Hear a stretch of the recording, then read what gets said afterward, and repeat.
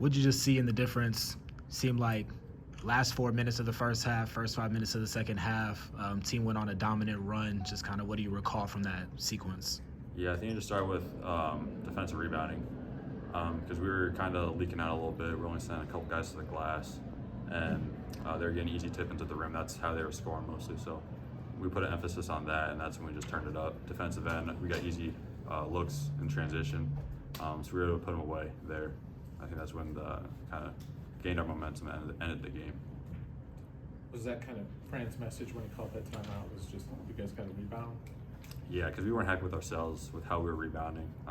We were getting easy looks early in the game, so I think that's kind of why we weren't crashing the glass as hard. I think that that's the reason why they were in the game in the first place. So once we kind of flipped that switch, I think we saw definitely more momentum come to our side. Kris, seems like, especially in the first half, you guys just had trouble finishing around the rim. From your vantage point, was it more so good defense, or was it just shots that you guys would normally probably finish? Yeah, I think those are shots that we usually make. We knew that we needed to go strong to the basket because we get to the free throw line. We kind of saw the fouls were kind of a big difference in the game. So I mean, they were definitely contesting at the rim. That's kind of what we saw in the scouting report too, is that they just kind of bring everyone in once you drive. So finishing strong was a big emphasis, and just trying to finish the contact. As this group kind of learns to play together, obviously you're going to expect some ups and downs. Is that kind of what this game was? You just kind of have to kind of just fight through things? Yeah, there's going to be ups and downs the whole season. So I think for them to play us pretty close the whole first half and us to bounce back like we did, I think that's just a learning curve for our team, and especially with the veteran group like we have. I think that we didn't get phased at all, so we just threw the next punch. Do you feel like this team's ready for that bigger test that you'll have next week? I do, yeah. We're excited for it.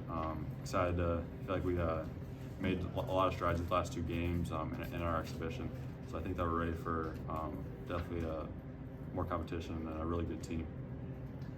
Eventually didn't get going the first half, but 34 second half bench points. Seems like they really just kept the momentum going after you guys, I think, started off on a 16-0 run. What did you see was the difference in that just from the first to second half?